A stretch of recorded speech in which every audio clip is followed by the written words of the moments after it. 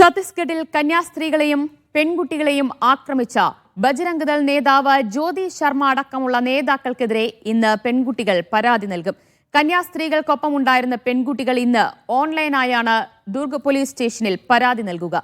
ഇന്നലെ നാരായൺപൂർ സ്റ്റേഷനിൽ നൽകിയ പരാതി സ്വീകരിച്ചിരുന്നില്ല. കേസ് റദ്ദാക്കും വരെ പ്രതിഷേധം ശക്തമാക്കാനാണ് ക്രൈസ്തവ സഭകളുടെ തീരുമാനം.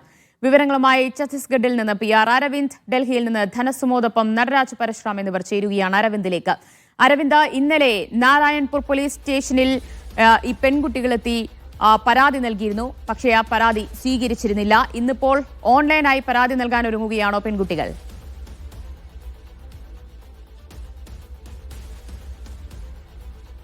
തീർച്ചയായിട്ടും ദിവ്യ, അങ്ങനെ തന്നെയാണ്. കഴിഞ്ഞ ദിവസമാണ് നാരായൺപൂർ പോലീസ് സ്റ്റേഷനിലേക്ക് പെൺകുട്ടികൾ എത്തുന്നത്. CPI അടക്കമുള്ള പാർട്ടികൾ ഇവർക്ക് നിയമസഹായം നൽകുമെന്ന് വ്യക്തമാക്കിയിരുന്നു. അതിന്റെ അടിസ്ഥാനത്തിൽ ഈ നാരായൺപൂർ പോലീസ് സ്റ്റേഷനിലെത്തി പരാതി നൽകിയെങ്കിലും ഈ പരാതി തങ്ങൾക്ക് സ്വീകരിക്കാൻ സാധിക്കില്ല എന്നതാണ് നാരായൺപൂർ പോലീസ് സ്റ്റേഷൻ വ്യക്തമാക്കിയിരിക്കുന്നത്. പ്രധാനമായും ഇതിന് കാരണമായി പോലീസ് അറിയിക്കുന്നത് ഈ സംഭവം നടക്കുന്നത് ദുർഗ് പോലീസ് സ്റ്റേഷൻ പരിധിയിലാണ്. അതുകൊണ്ട് തന്നെ അവിടെ മാത്രമായിരിക്കും ഈ പരാതി നൽകാൻ സാധിക്കുക, അതുപോലെ തന്നെ കേസെടുക്കാൻ സാധിക്കുക എന്നത്.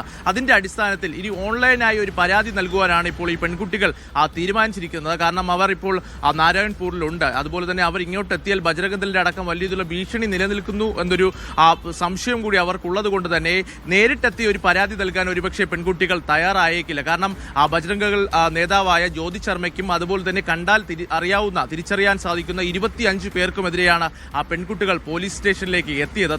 തങ്ങളുടെ സ്ത്രീത്വത്തെ അപമാനിച്ചുവെന്നും തങ്ങളെ മർദ്ദിച്ചു അടക്കമുള്ള കാര്യങ്ങൾ ഈ പെൺകുട്ടികൾ ഉന്നയിക്കുന്നുണ്ട്. നമുക്കറിയാം, കഴിഞ്ഞ വെള്ളിയാഴ്ചയാണ് ഈ കന്യാസ്ത്രീകളെ ദുർഗ് റെയിൽവേ സ്റ്റേഷനിൽ വെച്ച് ബജ്രംഗ് ദൾ പ്രവർത്തകർ തടയുകയും നിങ്ങൾ നിർബന്ധിത മതപരിവർത്തനത്തിനും അതുപോലെ തന്നെ മനുഷ്യക്കടത്തിനും എത്തിയെന്ന് ആരോപിക്കുകയും ചെയ്തത്. പിന്നാലെ പോലീസ് അടക്കമുള്ളവർ ഇതിലിടപെട്ട് കന്യാസ്ത്രീകൾക്കെതിരെ കേസെടുക്കുകയും അവരെ ജയിലിലടക്കുകയും എല്ലാം ചെയ്തിരുന്നു. പക്ഷേ പെൺകുട്ടികളുടെ മൊഴിയും അതുപോലെ തന്നെ അവർ കൃത്യമായി കാര്യങ്ങൾ വ്യക്തമാക്കുന്ന എല്ലാം കഴിഞ്ഞ ദിവസം പുറത്തു വന്നിരുന്നു. ഇത്തരത്തിൽ തങ്ങളെ മർദ്ദിച്ചുകൊണ്ട് കന്യാസ്ത്രീകൾക്കെതിരെ മൊഴി നൽകാൻ ഈ ജ്യോതി ശർമ്മ എന്ന് പറയുന്ന ബജ്രംഗ് ദൾ നേതാവ് നിർബന്ധിച്ചു എന്നതായിരുന്നു ആ പെൺകുട്ടികൾ ഒരു വെളിപ്പെടുത്തൽ ഉണ്ടായത്. അത് ഈ കേസിൽ വലിയ രീതിയിൽ സ്വാധീനിക്കുമെന്ന കാര്യത്തിൽ സംശയമില്ല. ഇത്തരത്തിൽ ബജ്രംഗ് ദളിന്റെ അതിക്രമം കഴിഞ്ഞ മാസങ്ങളിലടക്കം ഈ ഛത്തീസ്ഗഡ് സംസ്ഥാനത്ത് വർദ്ധിച്ചു വരുന്ന ഒരു സാഹചര്യമാണ് ഉള്ളത്. അത് ദുർഗിൽ മാത്രമല്ല, റായ്പൂരിലടക്കം പല ക്രൈസ്തവ പള്ളികൾക്ക് നേരെ ആക്രമണമുണ്ടായി, പല ക്രൈസ്തവർക്ക് നേരെ ആക്രമണമുണ്ടായി. ഇത് യാതൊരുവിധ കാരണവുമോ അതുപോലെ തന്നെ പ്രകോപനവും ഇല്ലാതെയാണ് നടക്കുന്നതാണ് ഏറെ ആശ്ചര്യപ്പെടുത്തുന്നത്. അതിൽ പെൺകുട്ടികൾ പരാതിയുമായി മുന്നോട്ട് പോകുമെന്ന് തന്നെ വ്യക്തമാക്കിയിട്ടുണ്ട്. പ്രതിപക്ഷ പാർട്ടികൾ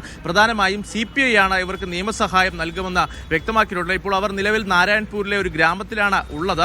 അവർക്കുമായി ബന്ധപ്പെട്ട് നമുക്കറിയാം ബജ്രംഗ് ദളിന്റെ അടക്കം വലിയ രീതിയിലുള്ള ഭീഷണി അവർക്ക് നിലനിൽക്കുന്നുണ്ടോ. ഇനിയും ഈ കേസുമായി മുന്നോട്ട് പോകുമെന്ന് അറിയുമ്പോൾ വലിയ രീതിയിലുള്ള പ്രത്യാക്രമണം ബജ്രംഗ് ദളിന്റെ ഭാഗത്തു നിന്നുണ്ടാകുമെന്നൊരു സംശയവും ആശങ്കയും അവർക്കുണ്ട്. എന്തായാലും ഈ പരാതിയുമായി മുന്നോട്ട് പോകുവാൻ തന്നെ പെൺകുട്ടികൾ തീരുമാനിച്ചിട്ടുണ്ട്. ബജ്രംഗ് ദൾ തന്നെയാണോ രണ്ട് കന്യാസ്ത്രീകളെയും മറ്റൊരു മഠത്തിലേക്ക് മാറ്റിയതും?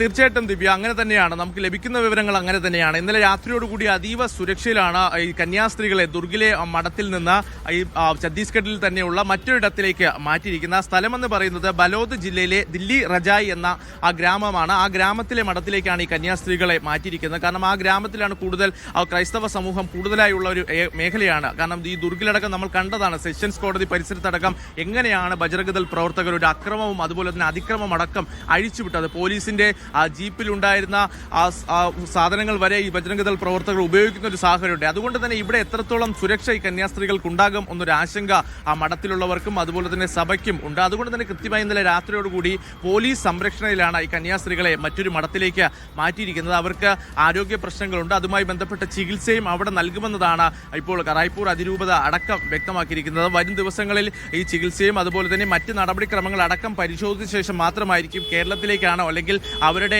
അതിരൂപതയുമായി ബന്ധപ്പെട്ട ഇടങ്ങളിലേക്ക് കന്യാസ്ത്രീകൾ പോകുന്നതിൽ ഒരു തീരുമാനമെടുക്കുക. നിലവിൽ ഛത്തീസ്ഗഡിൽ തന്നെ തുടരുവാൻ തന്നെ ഇപ്പോൾ കന്യാസ്ത്രീകൾ തീരുമാനിച്ചിരിക്കുകയാണ്. നമുക്കറിയാം, കർശന ജാമ്യ വ്യവസ്ഥകളാണ് കോടതി ഇന്നലെ അവർക്കുമേൽ ഉന്നയിച്ചിരിക്കുന്നത്. അതായത് 7 ജാമ്യ വ്യവസ്ഥകൾ. അവർ എവിടെയാണോ ഉള്ളതെന്നുള്ള കാര്യം കൃത്യമായി NIA അന്വേഷണ ഉദ്യോഗസ്ഥനെ അറിയിക്കണം. ഏത് പോലീസ് സ്റ്റേഷൻ പരിധിയിലുണ്ടോ ആ പോലീസ് സ്റ്റേഷനിൽ ഓരോ 2 ആഴ്ചയും എത്തി ഒപ്പുവയ്ക്കണം. അതുപോലെ തന്നെ കേസ് അന്വേഷണവുമായി ബന്ധപ്പെട്ട് എപ്പോൾ ചോദ്യം ചെയ്യാൻ വിളിച്ചാലും ഹാജരാകണമെന്നടക്കമുള്ള നിർദ്ദേശങ്ങൾ കോടതിയുടെ ഭാഗത്തുനിന്നുണ്ട്. അതുകൊണ്ട് തന്നെ ഈ കേസുമായി ബന്ധപ്പെട്ട് ഇനി വലിയ രീതിയിലുള്ള നിയമക്കുരുക്കുകൾ നിലനിൽക്കുന്നുണ്ട്. എത്രത്തോളം Yes, അതാണ് ജാമ്യം അരവിന്ദ് ഇവിടെ ലഭിച്ചു എന്ന് പറയുമ്പോൾ ജാമ്യം കിട്ടി എന്നേ ഉള്ളൂ. പക്ഷേ ഈ കേസ് അതേ രീതിയിൽ തുടരുന്നുണ്ട്. എൻഐയാണ് ഇനി തുടർ നടപടികളിലേക്ക് കടക്കുക. അതായത് കന്യാസ്ത്രീകളെ ഇന്റർഗേറ്റ് ചെയ്യാൻ പോകുന്നത് എൻഐയാണ്. അതൊരല്പം ആശങ്കയുണ്ടാക്കുന്നുണ്ടോ സഭയ്ക്കും അതുപോലെ തന്നെ കന്യാസ്ത്രീകൾക്കും? അതിനെ എങ്ങനെ നേരിടാനാണ് ഒരുങ്ങുന്നത്?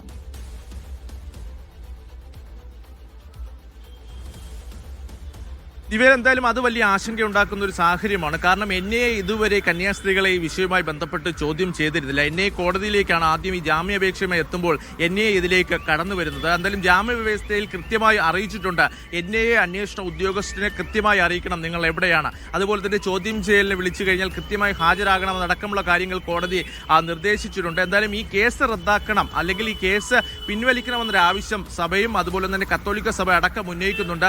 ഇതുമായി ബന്ധപ്പെട്ട നിയമ നടപടികൾ ഉടൻ തന്നെ ആരംഭിക്കുമെന്നതാണ് നമുക്ക് മനസ്സിലാകുന്നത്. ഹൈക്കോടതിയെ ഒരുപക്ഷെ ഈ കന്യാസ്ത്രീകൾ സമീപിച്ചേക്കും. കാരണം കൃത്യമായ നിയമോപദേശം തേടിയതിനു ശേഷം മാത്രം മതി ഇത്തരം ഒരു നീക്കമെന്നതാണ് ഇപ്പോൾ നിലവിൽ നമുക്ക് ലഭിക്കുന്ന വിവരം. എന്തായാലും എത്രയും പെട്ടെന്ന് ഈ കേസ് റദ്ദാക്കണമെന്ന് തന്നെ അതിരൂപതകളും അതുപോലെ തന്നെ പ്രതിപക്ഷ പാർട്ടികളും ആവശ്യപ്പെടുന്നുണ്ട്. കാരണം ഈ കേസ് എത്രത്തോളം കാലം തുടരുന്നു അത്രത്തോളം കാലം ഈ കന്യാസ്ത്രീകൾ വലിയ ദുരിതം അനുഭവിക്കും. പാർലമെന്റിനകത്തും പാർലമെന്റിന് പുറത്തും ഈ വിഷയം കൃത്യമായി ഉന്നയിക്കുവാൻ തന്നെയാണ് പ്രതിപക്ഷ പാർട്ടികളും തീരുമാനിച്ചിട്ടുള്ളത്. പക്ഷേ ഏറെ ആശങ്കയുണ്ടാക്കുന്നത് ഛത്തീസ്ഗഡ് സർക്കാർ ഈ വിഷയത്തിൽ എന്ത് നിലപാടെടുക്കുമെന്നുള്ളതാണ്. കാരണം ഇന്നലെ ഛത്തീസ്ഗഡ് BJPയുടെ നിലപാട് നമ്മൾ കണ്ടതാണ്. കാരണം ഈ ജാമ്യം പ്രഖ്യാപിക്കുക അല്ലെങ്കിൽ ജാമ്യം ലഭിക്കുന്നതിന് അരമണിക്കൂർ മുമ്പ് അവർ സമൂഹ മാധ്യമത്തിലൂടെ ഈ കന്യാസ്ത്രീകളെ വീണ്ടും അധിക്ഷേപിക്കുന്ന തരമായി രംഗത്ത് വന്നിരുന്നു. കന്യാസ്ത്രീകൾ ഇത്തരത്തിൽ പെൺകുട്ടികളെ കഴുത്തിൽ കയറ് കെട്ടിയിട്ട് കൊണ്ടുപോകുന്ന ചിത്രം പങ്കുവെച്ചുകൊണ്ടായിരുന്നു അവരൊരു അധിക്ഷേപം ഉന്നയിച്ചത്. ഇത്തരത്തിൽ മതപരിവർത്തനവും അതുപോലെ തന്നെ മനുഷ്യക്കടത്ത് നടത്തുന്നവരെ കോൺഗ്രസ് പിന്തുണയ്ക്കുന്നു എന്നൊരു പരിഹാസം കൂടി BJP ഉയർത്തിയിരുന്നു. അപ്പോൾ